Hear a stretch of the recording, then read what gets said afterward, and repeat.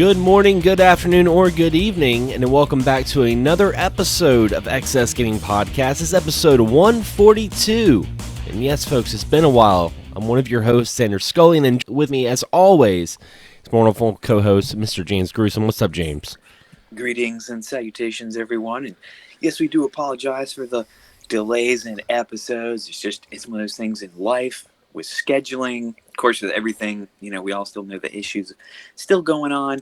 And it's just been kind of hard for us to link up with some of us having something to do, which Sunday usually ends up being the main day we can do it. So, but hey, we're finally back. So hopefully you're still here to listen. And thank you for checking us out. Yeah, lots has happened since we've been gone. We went through a hurricane. It seems like that happens at least like every other year of the podcast during the summertime. We're like, oh yeah, we had a hurricane. It wasn't that bad. How'd you do during the hurricane, James? We didn't get really much. It was just some rain. And I know you guys got a lot more because I checked on you. Like we didn't have any power outages. Might have been a little bit around town. It was always something to just keep an eye on. And I mean, it was almost a little bit early because lots of times, we've had some of the worser ones come around September.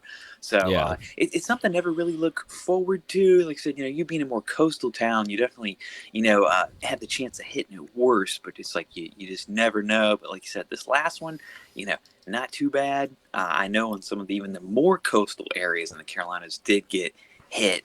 But sometimes that's just one of those things you kind of got to expect. Like if you live on the actual beach, it's just one of those sad facts of life that it's like, if you live in this nice beach area, sometimes you're going to have to deal with this crap. And just, I hope everybody, did okay and didn't get too much property destroyed.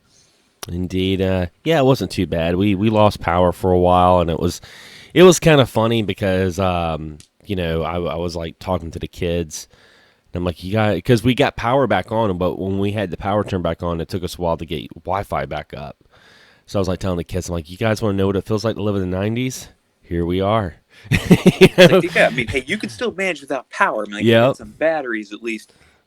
I mean, of course, it's harder if you got some battery backups now for, certain systems. Me still, I got a bunch of, I love old time radio.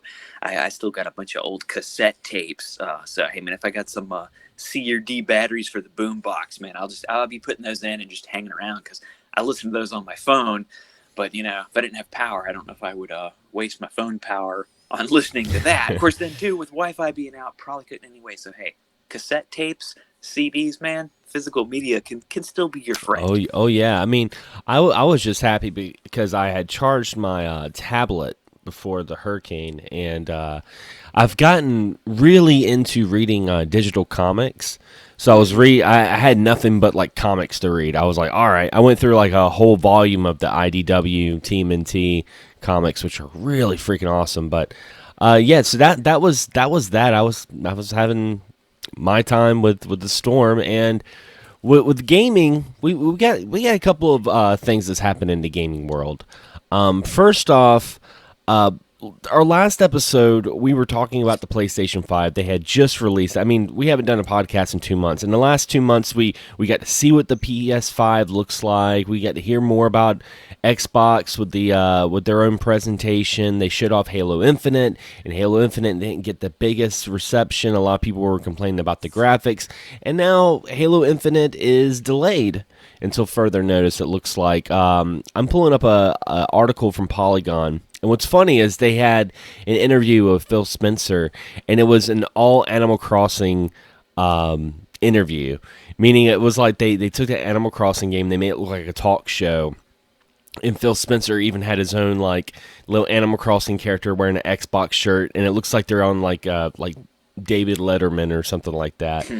But it was pretty cool. But they had him interviewed, and he says the Halo Infinite will no longer be released in November alongside Microsoft's next-gen console, the Xbox Series X. A new release date has not been given, only that it's now coming out in 2021. He said the decision won't impact other launches plans, however.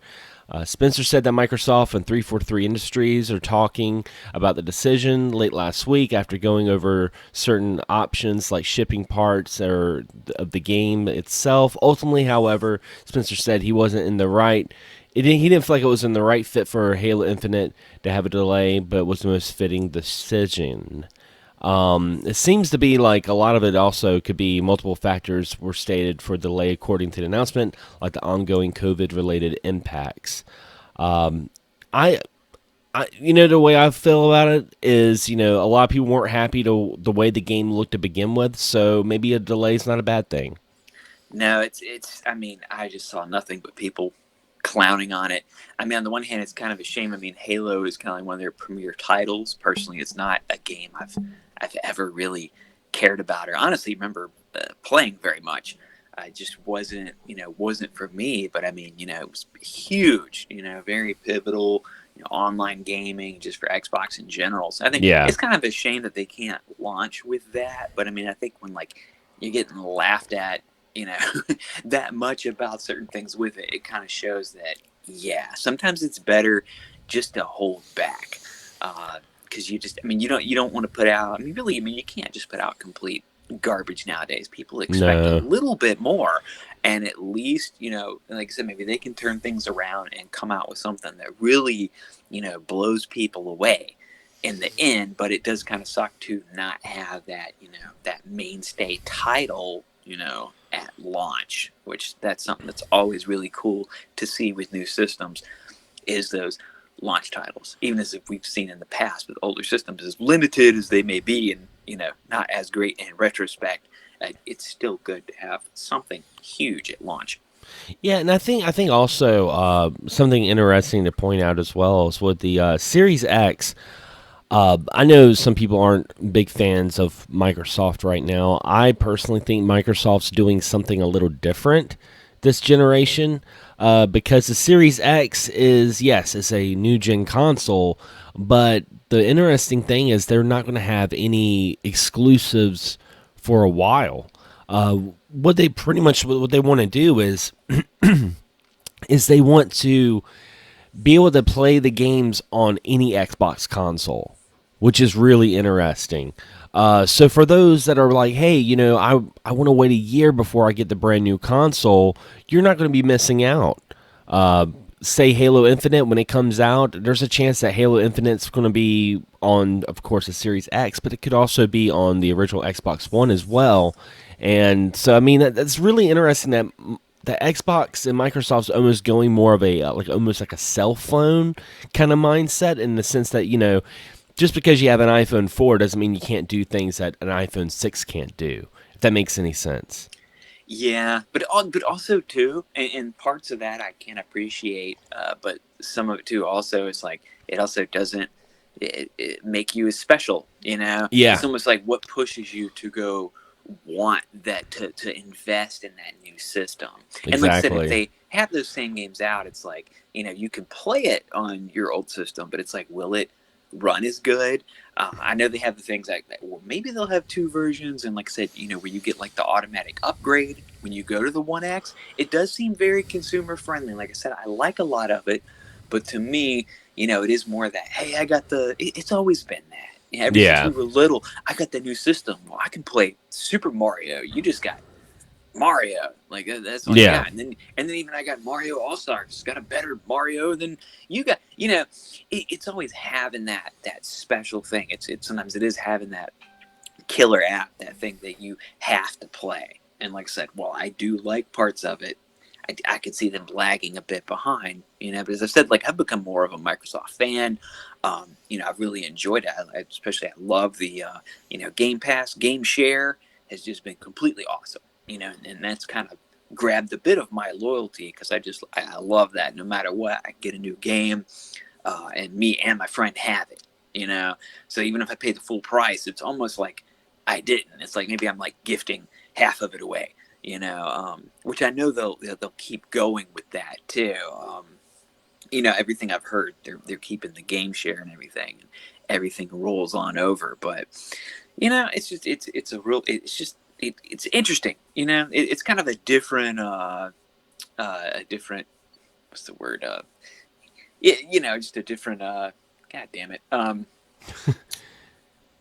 losing the word. It's a different way to go about it, I think. But I do kind of respect what they're trying to do because I think they're yeah, very consumer friendly. yeah. That's one of the things. I mean, I do not regret a single day getting the kids an Xbox One with Game Pass because they have any game they want to play. You know, and the thing about it is, even like the new Battletoads is coming out. I believe it's coming out next month, if I'm not mistaken. That's going to be on Game Pass. So it's like, you know, if you have Game Pass, you paid that $60 for the year. They got a brand new game coming out. You can still play it, and it merits right there. It merits a brand new game purchase, but you got so many more games to play. And speaking of the Series X, I mean, it seems to be there's going to be more than one Series X, or should I say an Xbox Series X and the Xbox Series S. Man, whoever was in charge of naming these consoles, my God. But a mysterious white Xbox Series X controller has appeared online last month, complete with a new D-pad textured triggers and a new share button. The new leak matches the previous controller link, and the retail packaging suggests that it could be appearing in stores soon. The Xbox Series S will likely be Microsoft's second cheaper next-gen Xbox that's been confirmed or codenamed as Lockhart. A Microsoft document leaked back in June sheds some further light on the company's plans for the next two-gen consoles. Microsoft Series X dev kit codenamed Dante allows game developers to enable a special Lockhart mode that has a profile and the performance that Microsoft wants to hit for their second console. Now, it seems to be that this is going to be an all-digital Series X, but it's going to be called Series S. It will include 7.5 gigs of usable RAM, 4 teraflops of GPU performance, and ship with the same CPU found in the Series X. And it's also to be revealed sometime in August. We're halfway through August, so I haven't heard anything else about that. It's almost done. Yeah, yeah, that bundle of the Xbox console and Xbox Game Pass Ultimate for a monthly fee. So, yeah, it looks like they're going to be doing that, and it's not really that crazy. I mean, PS5, when they announced that console from Sony, they announced the console and a digital console. So it's not surprising that Xbox is also going to make an all-digital console. Plus, they did one before. Yeah. Which I think they've already ceased operations on that model in particular. And I think even last episode, I might have mentioned, if there was like an all-digital format, depending on the price, I didn't know if I would go for it because I've kind of mainly stuck digital, with my Xbox, a lot of times due to the game share, because that's the only way, to game share, except for backwards compatibility, which is, that's always a thing we look at for in new systems. Yep. Many of us love that. And, with my Xbox One, at my whatever the hell I have, my Xbox One S, I can load in, a lot of 360 games, older Xbox games. And when I load those on there, those do become available on Game Share, which is very cool. And that's, to me, one of the reasons I realized is like, yeah, I don't think I could do all digital on either of these systems because I like that capability. Xbox is stuck with that disc format.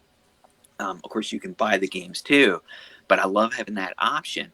We all have so many older games that just get, lost, which, it's kind of rare. Like, we know they're going to do, mainly full, PC with the last systems, the PS4, and the Xbox should all be on there.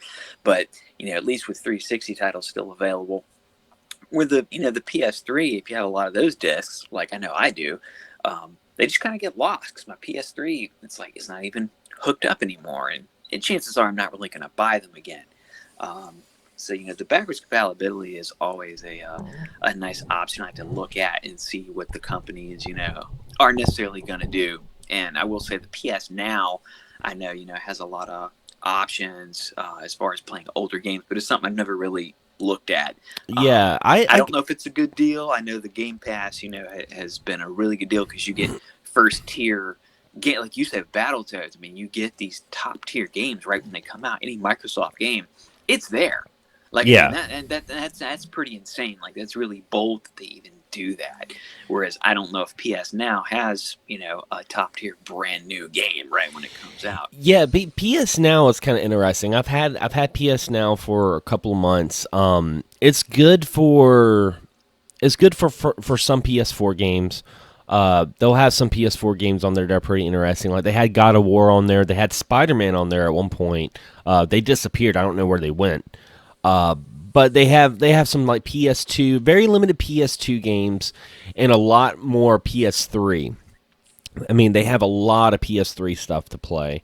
But I mean, comparing the two, Game Pass all the way. Game Pass is so much better than the PS Now. I'm hoping PS Now gets a little bit better as time progresses. But, backwards compatibility is one of those things that, like, it's not something that we need, but it's such a good selling point. Like, it's so good to know that, theoretically you could sell your current gen console and get something out of it to put towards a new console and be like, well, I can play all my old games on it. It's like a full upgrade, I've always liked that. Yeah, it's really a nice little bonus. It kind of makes you feel better about your purchases, games that is like you spent this money on. It's like, well, I don't have to buy it again. Yeah. In digital format, which we know sometimes, the digital format, like they really could be cutting us a break on some of the prices. Like they'll jack them up sometimes, or instead, if you've got this game, it's like you can always play it. So like you said, it's not a necessity, but to me, it is. It's a very good selling point, and I think it is for many others too. So many people still love that PS3. The first one that came out that can play 1, 2, and 3. How awesome is that? It's like it almost makes you just want to go back and get one of those. If you can find one somewhere for a good deal, just to have, this kind of all-in-one. It's like, I don't have to have my PS2 and 3 and, this. Like, I just have this, like, almost one all-in system, which I can see why those are still sought after, and still, catch a good price. Yeah.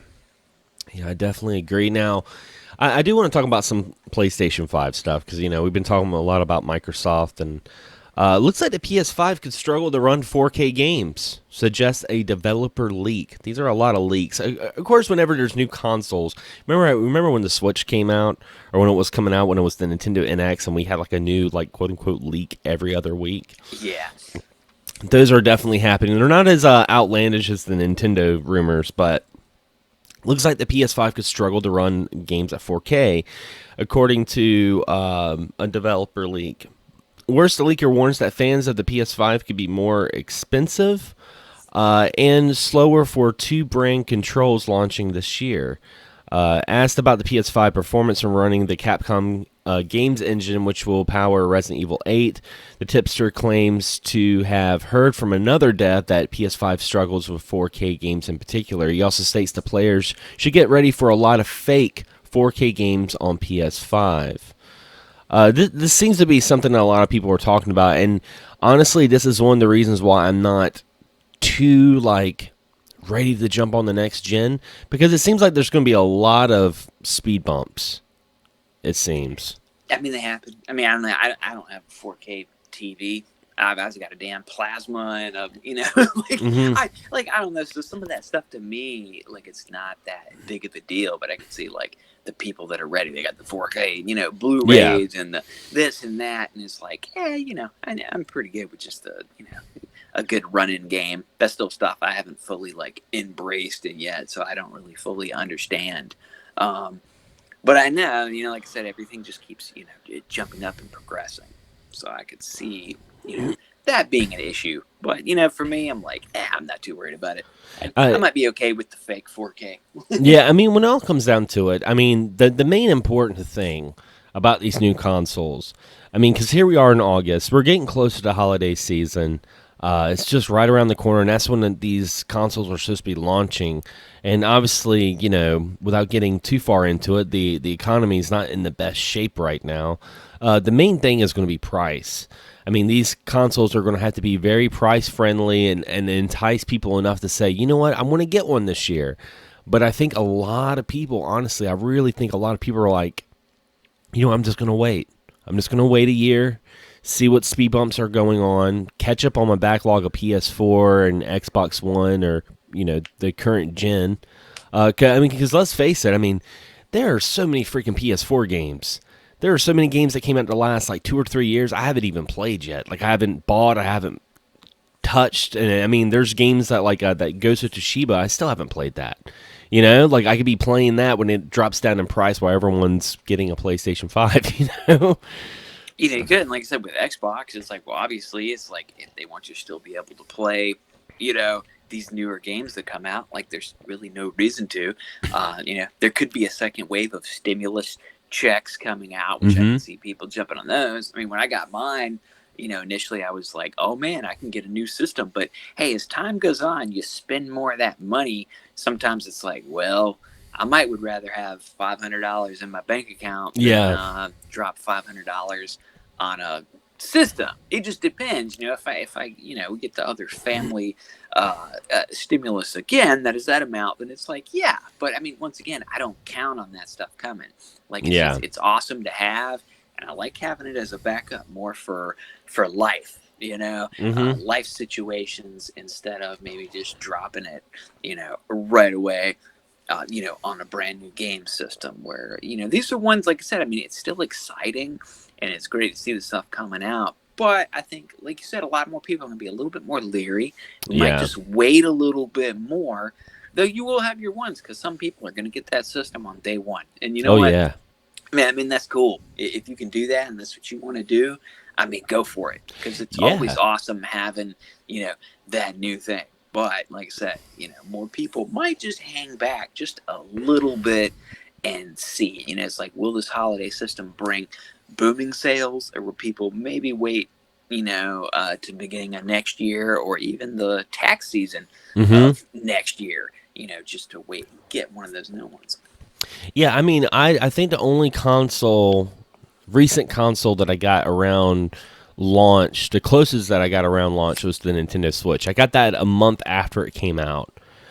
And the thing about the Switch is like, you know, when I first got it, I had nothing to play. There was really not a whole lot of Switch games. I think the game that I was looking forward to the most is Mario Kart Deluxe, which I was like, I already had Mario Kart 8 Yeah. Deluxe, you know? So, I mean, like, I think about that and I think about, you know, the new gen, and I'm like, you know, I don't really see myself jumping too far. But then again, like you said, if someone's out there and they get that PS5 on launch date, more power to them. I'm actually really happy for them. I want them to upload videos. I want to see what the console has to offer. I just don't know if I want to make that plunge personally yet. But there is one thing in November that I am looking forward to, and that is Yakuza Like a Dragon, Yakuza 7. It's going to be released in November in North America. It's been out in Japan, I believe, since July. And this is going to be a very different Yakuza game because this is going to be a JRPG as opposed to an action brawler like the previous entries.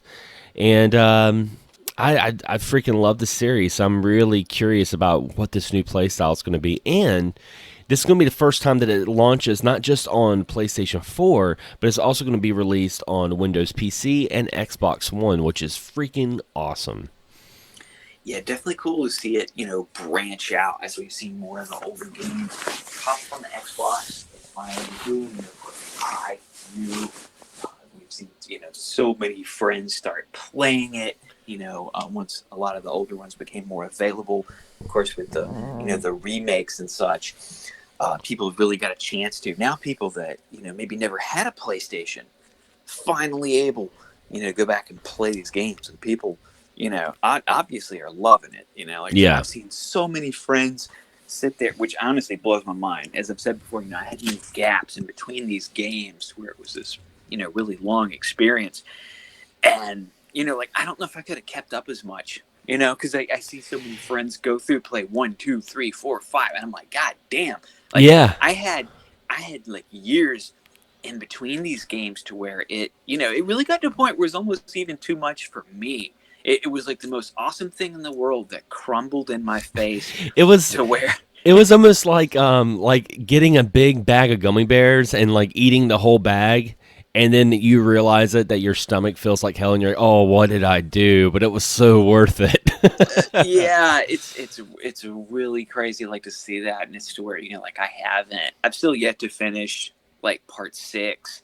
It was just it almost got to be like a overload, and you know don't get it wrong, I still love this game, and I'd rather it be popular and everyone else get to play it and appreciate it because I think it really is just a great it's funny, it's fun. It's like it's that great modern beat 'em up with a great story. It's perfect, and I can see why so many people love it. But it almost gets to be an overload for me where it was too much. Which is part of the reason why I am really looking forward, to this newer one, completely different. And me, of course, being long time, Yakuza proponent, I accept this. I'm not one of those ones that's gonna be like, what, you're changing my game? Like, no, like, dude, like this is great. I'd love to see that. I love any kind of branching out, to anything they do. I'd love to see even like Yakuza on some type of, and granted, we don't have like the handhelds like we used to.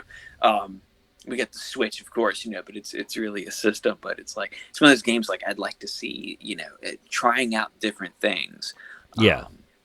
Even maybe like a fighting game at some point, whether it was from a rebirth of Virtua Fighter or something like that. I think it would turn into a really awesome, a fighting game too. But it's just really cool to see it lasting for so long, branching out, and so many people embracing it. And I still have nothing but love for that series. It's still one of my absolute favorites, and it's really insane for me to to see like what it's turned into. Like it really kind of did become like a phenomenon to where it's like every single one of our gaming friends like started playing it, like going through every game, and it's like there's certain parts they like, certain parts they don't, and I'm just like I said, the fact that they can play these games all back to back to back to back is just, man, I mean, it shows that it's a good game. But and you got to think about it. Last month was our 8 year anniversary of the podcast. We started a podcast in 2012. And, when we first started the podcast, I had heard of the Yakuza series, but I had never played it. Because I heard about it from when I used to work at Babbage's, and I remember when it first came out, I was working there at the store, and I'm like, oh, this seems like a Japanese GTA clone, like everybody. And I remember having you on the show, talking about the Yakuza series, and the more you talked about it, the more I was like, oh man, this is not what I expected. This is a lot better. And back then you were just like, man, I really want us to have Yakuza 5. It's crazy to think that at one point you were like, man, I really want Sega. I mean, at one point you were like boycotting Sega. You're just you're like, fuck Sega. I want Yakuza 5. And we go from like wanting Yakuza 5 to getting a Yakuza game or spinoff, rather it's Fifth and North Star, rather it's Judgment or Judge Eyes, whatever, every single year for the past like 4 years now. Yeah. It was like multiple times a year. Yeah, like 3 releases a year. It was insane. Just everything. And the fact that, like I said, I think it's great that people still eat it up and play them. But it is crazy, like when you think of like what you want, what you ask for, and then you end up actually getting it. It's like, how many times in life does that happen? And then when it happens, you almost can't even handle it. So it's just a lesson for you in life. Sometimes it's like, be careful what you wish for. But like I said, don't get it wrong. I think it's still awesome. I would still love those old PSP games. Honestly, Jim, I know there's an old Capcom game called Black Tiger. I don't know if it's Black Puma. I think it was Black Puma. Yeah, it's something with a cat. Honestly, I would still love those, and I would still love the 2 samurai games, Kenzan and Ishin. I would still love those. So, I mean, if somehow I caused any of this, just through the internet waves, which I doubt I did, but if I did, I would still like to play those games. So maybe one day we will also get those. But they'll probably still hold them back from me just because that's how life's going to treat me. Yeah, I still want to get those like samurai Yakuza games. I still want to play those. Yeah, like I said, they're tough. Like I have one, and I attempted to play it, but I mean, unless you really want to, because like I said, we all love the story, and I don't want to sit with a guide and read it. But I think, man, if they could just even keep the PSP games if you want, but give us Kenzan and Ishin, like in a nice little double pack, translated. Man, especially with how popular samurai games are right now. I mean, could you imagine, them releasing something like this around this time because of, Ghost of Tsushima? That game's huge right now. Yeah, very true. And I think even as entrenched as the Yakuza series as many are, a lot of people still probably don't know about some of those games. It was actually the very Kenzan was actually the very first PS3 Yakuza release. I want to say it was either part 3, but I think Kenzan was the one. It was just one we didn't get, and then they also did the Ishan, and it's kind of one's kind of loosely based on Miyamoto Musashi, who did the Book of Five Rings, very famous samurai. It's kind of based on his story, and one of them, and the other one might be a little different. And like I said, I haven't really got to play them because I have one, but they're tough to play. But man, that would just be cool because you're still Kiryu, but you're kind of like someone else. You're like in, Kiryu's long like ancestor somewhere. You know? yeah, It's it's kind just of in a cool. different time. And like you said, the samurai games, like people are loving it. Um, it would be great to see. So who knows? Like, it's Yeah. something I still hold, some hope for that maybe we'll see, because it's like, why not? It's like, if people are buying all these other games, I'm sure they'd still like to see these, especially if you did like a sweet, like I said, sweet little double pack, since they are, both are PS. I mean, I know Kenzan is PS3, and Ishin, it might be 4. It might be one of those ones that was on 4 and 3. I really I don't know for sure, but either way, just, I mean, to have those like translated would be awesome. Just do Uh, some just do some subtitles. Really, I don't need yeah. fully translated. We don't need voice acting. Just give me some damn subtitles. Here, Be here, great. here it is right here. Like, if Sega was listening, this is what I would say: release a double pack, release a special collector's edition with the double pack and a sake set. Wouldn't that be that'd be so freaking awesome? If they had You like the know, little sake like vase and the little cups, kind of how they did with Yakuza 6 when you got yeah. the nice glasses. Get a nice little sake set or a little thing to go with it. I mean, people will eat it up. But yeah, let me see what else I got. I got one last news thing to talk about. I don't know if you've seen this. Have you seen the new Earthworm Gym? I've seen a little piece or two about it. I I mean, know it's all connected to that that's really awesome ecosystem, right? that's all that was like a little 30-second trailer. Of course, it's with the Intellivision Amico console. I honestly haven't really. Coleco in television, one of those. Yeah, I haven't really been following too much about it. But I mean, I saw Earthworm Jim, and I know a lot of people were like, "Oh, it looks like garbage. It looks like a mobile game." To me, it looked like the Earthworm Jim cartoon, and I was like, "Hey, this doesn't look bad." Is it enough to maybe make me merit buy a new console like the Amico? Absolutely not. I mean, especially when I'm trying to debate if I want a PS5. I think a PS5 sounds a little bit more enticing than a console I don't really know too much about. Yeah, it's kind of a odd time to jump into the market where I could really only see a company like Sega, if they decided to come out Mm-hmm. with a new console, which everybody still does want them to do. I think they would be the only ones that would really be able to, and still really would struggle, at the same time, but they would still have a fighting chance just due to that loyal fan base. Yeah. Oh yeah. So I mean, we'll see some more on that. Getting into like the tail end of it, I'm going to mention some anniversaries that's here in August, and then we'll get into games we've been playing recently. First off, Until Dawn turns 5 years old this month. I remember you and I buying that on launch, like doing the podcast and talking about Until Dawn. That was like back in August 25th, 2015. Such a good game.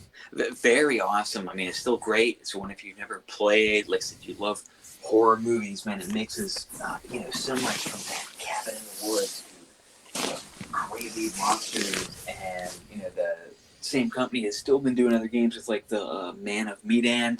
They have a whole series, which these are a little bit shorter than Until Dawn, but they got about like 5 games lined up, which I'm sure will branch over into the new systems. Man of Medan, I never actually finished that one. I still keep meaning to go back to it, and hopefully I will. But I mean, Until Dawn is still a game I want to go back. It was one, as soon as I finished playing it, I was like, man, I could play that again. You got all the multiple choices, who dies, who do you save? Man, it was just really a very interactive, fun game. And it had a huge plot twist too. Not wanting to spoil it for anyone who hasn't played it, but it starts off as like it almost starts off like one sort of horror genre, like the slasher genre, and then it turns more supernatural. Yeah. It's so weird. Also, Scott Pilgrim versus the World, the game, turns 10 years old. It was released August 10th, 2010. Classic beat 'em up. Not my favorite beat 'em up, but I like the music, and I think that game alone really elevated the chiptune music genre. I feel like after that game came out, a lot more people were getting into chiptunes. I think too, it kind of brought some love back to River City Ransom. Which after that, of course, we definitely saw a resurgence. We've got the collection on Switch, River City Girls. There's been a couple of other River City Ransom games. We've really seen a bunch since then. You can see where the Scott Pilgrim game took its inspiration, from was River City. And while I didn't love it as much as River City. It was still pretty fun, but I think it helped that series gain new life to where we're seeing new games today still. Yeah, it definitely elevated the beat 'em up genre because I think when Scott Pilgrim at the time when it came out. The beat 'em up genre was kind of like stagnant. Like not a whole lot of beat 'em up games were coming out at the time, and it's like when that came out, I was like, oh man, it's like a beat 'em up. This is old school. Also, 15th anniversary of Nintendogs. Yeah. Yeah, that's pretty much all we got to say about that. Never played it. I'm still waiting for Nintendo Cats. Did that come out one? Yeah, that would be a lot better in my opinion. Chrono Cross 20th anniversary. I've never played Chrono Cross, to be honest. I had it in my collection. I used to have a physical copy in my PlayStation collection. I had never had a chance to touch it. I ended up selling it. I hear it's of course not as good as Chrono Trigger. But I heard that it's got an amazing soundtrack. That's really all I can input on it because I've never actually played it. Yeah, it's one I think me and some friends may have played it many years ago, but it's not. It didn't really have like a lasting impression. If I did, so I'm thinking maybe I actually just didn't play it. But still love Chrono Trigger. I mean, that's an awesome game. And last but not least is Mario Tennis, and it looks like Mario Tennis 64. That's what it looks like. Yep, Mario Tennis 64 launched in August 28th, 2000. It seems to be there's a lot of Mario Tennis games that release in the summer because I think I remember Mario Aces on the Switch releasing around this time too. But summer is the time for tennis. Indeed, and like I don't know what it is. Like Mario sports games are always fun. I forgot the other day that there was a Mario baseball game on the GameCube. I'm like, oh man, I forgot about that. I need to go check that out because I forgot. I think they re-released it on even on a Wii. I think it was that one in the soccer, and they put them both out on Wii. And because I have the GameCube versions of. At least the baseball, because I love a good fun baseball game. I don't really like the just straight up like legit baseball, but I like some wackiness to it. Yeah. And that one was a really cool one, but they might like I said, the last version I remember they put it out on Wii. Probably still cost something because most Mario games do, but wouldn't be surprised if they had them up for some type of download service to play. Indeed. And I think with that, we're going to get into games we've been playing recently. James, what have you been playing the last 2 months? This one's going to be kind of sad because I feel like I haven't really played all that much. So I might throw a couple movies in here too. I did get Ghosts of Tsushima, and I absolutely loved it. And I got it that first day, and I played it, man, for like 6 hours. And I told everybody about it. I was like, "Oh, this game's great," and then I haven't really touched it since. you gave it the gruesome seal of approval, and you're like, "All right, it's done." it's good enough, man. And I want to go back to play it more, but sometimes like lately, even with everything going on with the current situation, like my wife, sometimes she doesn't work as many hours because she does tattoos, and usually she just does appointments now. So sometimes she comes home early, and we just end up watching movies and stuff instead because she's not a big gamer. Once in a while she wants to play Mario Kart or something, and we do that.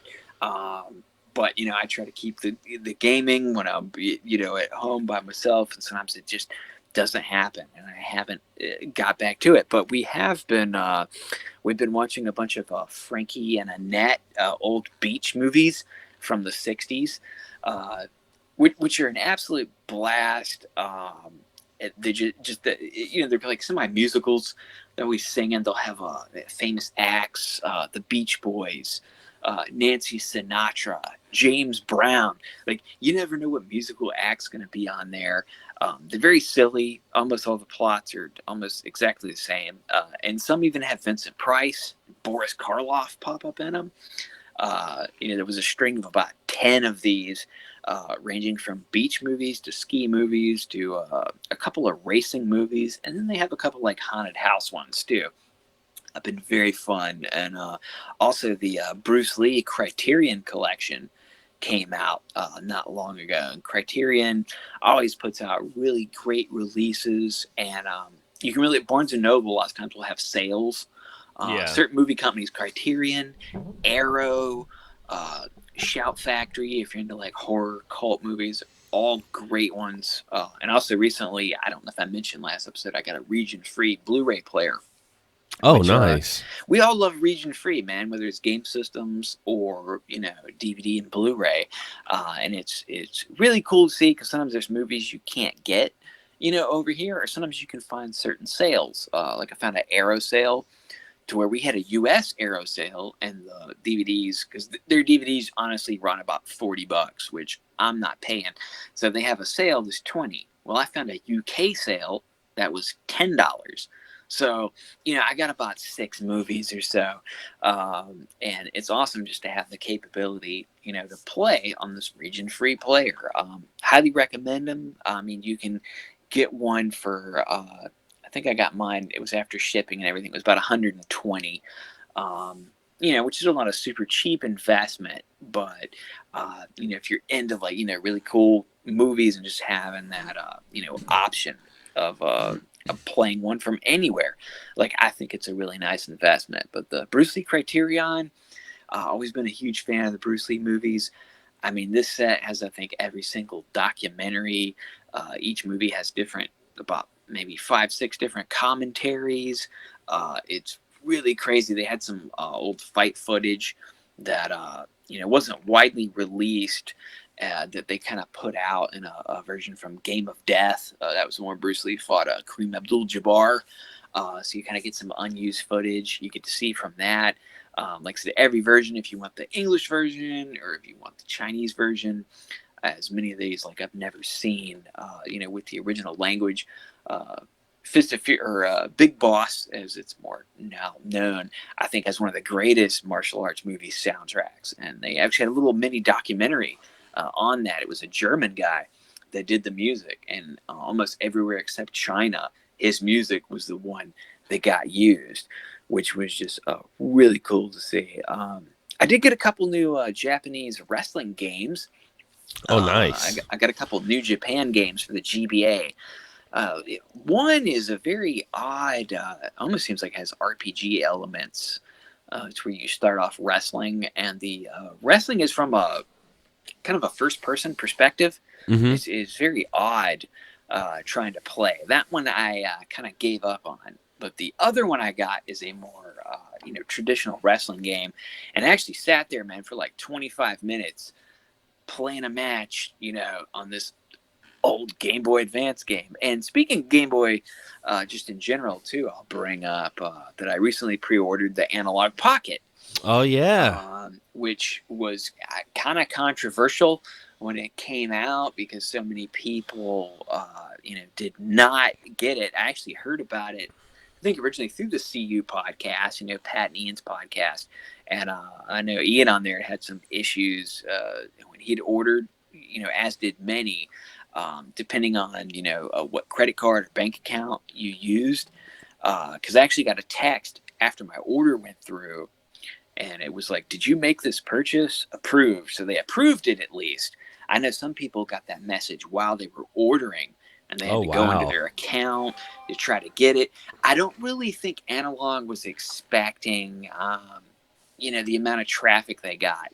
They've been known to put out really high quality. You kind of call it a clone system, but it's not like a Retron. It's not. It's the thing that makes those consoles so unique is they're not just like your straight up clone consoles. They are as close as you can get to the actual consoles and more. Real hardware. Yeah, it's the I think like what is the FPGA consoles where they don't emulate the software, they rebuild the hardware. Yeah. So you're getting a real experience with those consoles. So they're definitely worth it. Yeah, they do cost a bit more. They have a Super NES. Some versions they put out have sold out, and they haven't redone them yet. But this one was coming out. Plays Game Boy, Game Boy Color, GBA. They also have adapters. You could get the Game Gear, which I ordered, and then they also have a Lynx and a Neo Geo Pocket Color coming soon. Not really sure who wants the Lynx. I mean, that's kind of cool. It's there.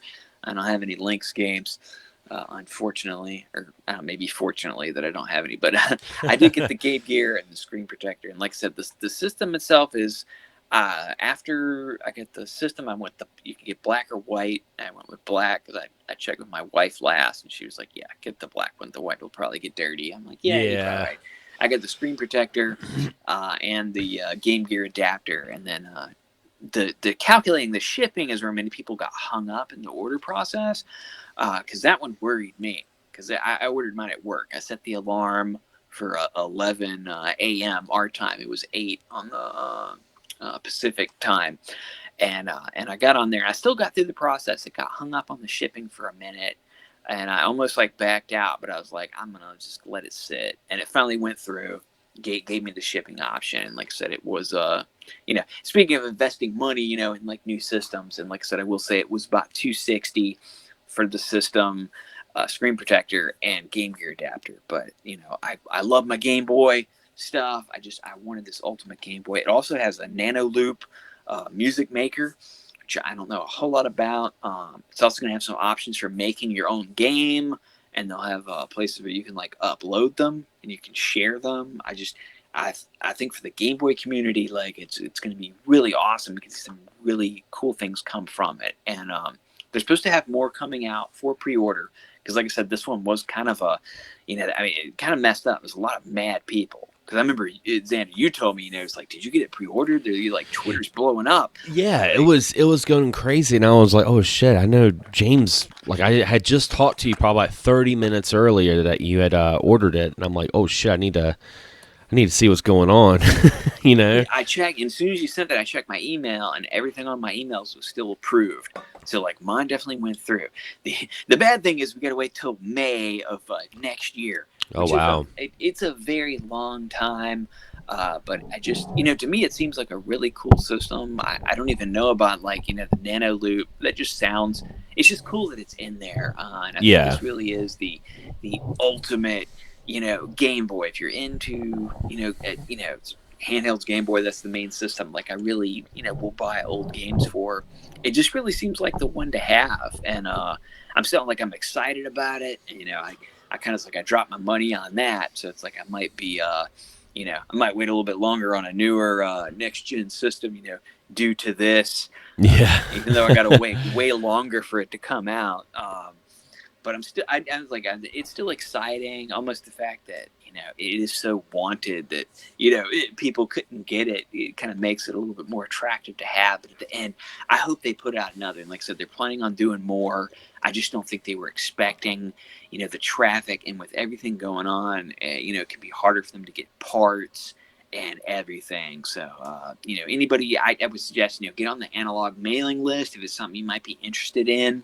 It's definitely not just like a whimsical cheap purchase. It's something you got to really want. But if it's something you're looking into, I would stay, updated on their email list and their site to see, because I'm sure they'll have more. Because it's like, if people want to buy them, why not put them out? Yeah, exactly. And then, I mean, May of next year, that seems to be a big enough window that they may make another batch for the pre-orders. We'll see. Yeah, I'm sure. Myself, when it comes to games I've been playing, I plan on making a full video, episode 14 of games I've been playing. So I don't want to talk too much because I know I'm going to make a video on it. But I will say, been playing a lot of Animal Crossing.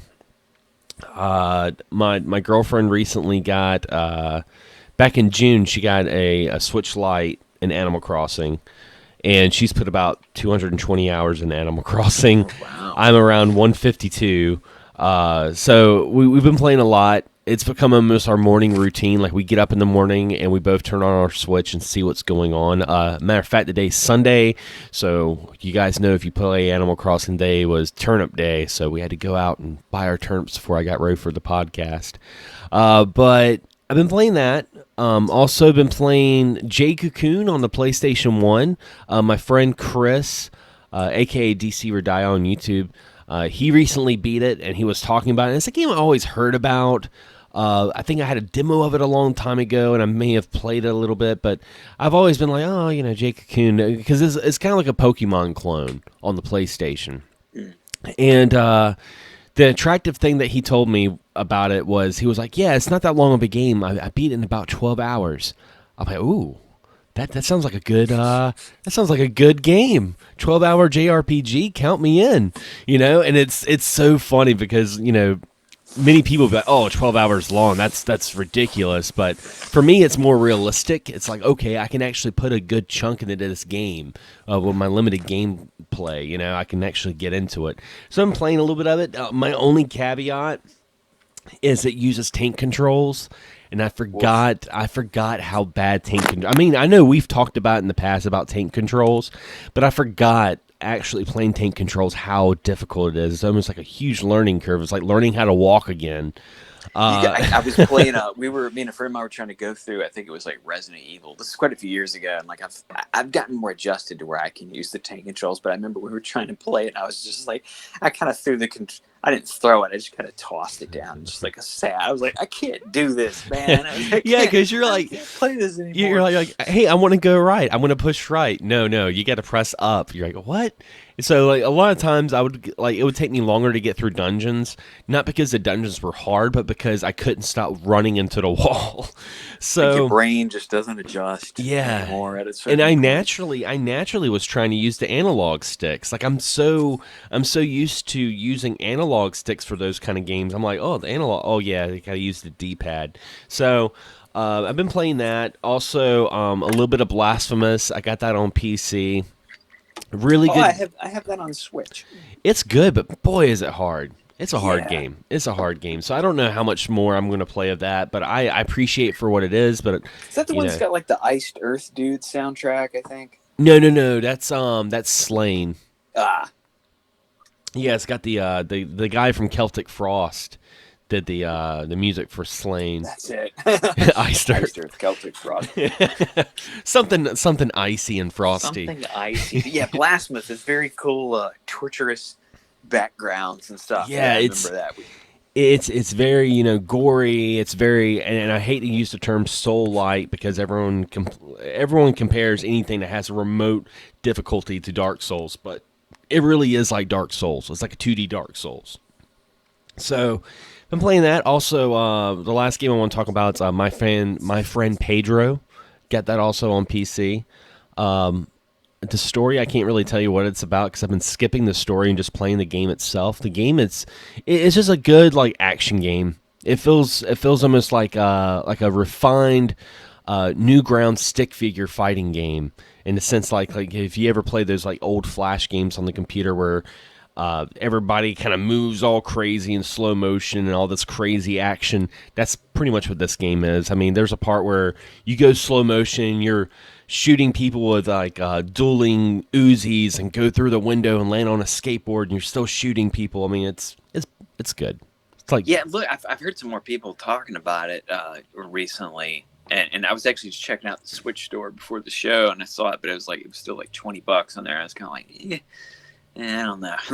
Yeah, because I know if I buy it, it'll be on sale next week. Oh yeah. I've just been playing a lot more PC lately, just because I've been finding some really good deals. Look really cool. I would bring up too. Also, one other last one for me. Right before the show, I got the Tony Hawk demo. Oh, nice. Because I saw our buddy Ryan Cadaver from the Casket Creatures. I saw him talking about he was waiting on it to download last night. I'm like, it's a demo. Now, in order to get the demo, you do got to pre-order the game. There's two versions. There's the $40, $50 $50 has like the skeleton dude and some extra crap that I was like, I don't want to pay $10 for that. So I did get the $40 version. Go ahead and pre-order. It comes out September 3rd, I think. But you get the warehouse demo. I think as of right now, I mean, there might be different options. It looks like you might just get like little 2-minute play sessions. Like I said, there could be a different option for more. I was just trying to play a little bit right before the show. And I mean, it's Tony Hawk. I definitely probably fell more times than I did tricks the first time. But I jumped up the score by like 10 grand the next time I played it. But, you know, it's the good old classic warehouse. It is Tony Hawk. People still love it. You know, I got Tony Hawk 5 not too long ago for really cheap just because I wanted a skateboarding game. And, you know, it was fun, it has issues. But, I mean, this seems to be the one everybody wants, which, you know, goes to show game companies lots of times just, hey, man, people just want your old games. Just put them out if you can in some form. And people will obviously play and buy them. But I know people are so excited about this 20-something-year-old game that's getting re-released. Yeah. I mean, it's a lot of good stuff coming out. But speaking of good stuff coming out, if you guys enjoyed this episode, be sure to give us a review on Apple Music and also on Spotify, Stitcher, iHeartRadio, any of your favorite podcast catchers. Chances are we're on the show. If we're not, just hit me up on Twitter at Xsgaming Podcast and be like, hey, Xander, I like to listen to my podcast on this platform. I want it on there, and chances are I'll get it on there. But we plan on doing some more podcasts. Definitely. It's been really, really tough, and I'm glad for those that are listening. I'm glad you guys are still sticking with us, and I haven't had a whole lot of people be like, oh, why isn't there another podcast? Because, I mean, I think everyone knows it's really, really tough right now. Yeah, everybody's going through certain things, and we're definitely going to try to get back on a regular schedule at some point. It's just, you know, like I said, with our work schedules and everything, and sometimes household things like I've been going through on Sundays, lots of times doing some work on the house. It's just been tough to get up there. But, you know, thank you guys, like I said, for sticking around and, you know, still wanting to hear new episodes. Like I said, they will be coming out more regularly very soon. Indeed. As always, guys, thanks for listening, and as always, happy gaming. Have a pleasant evening, everybody.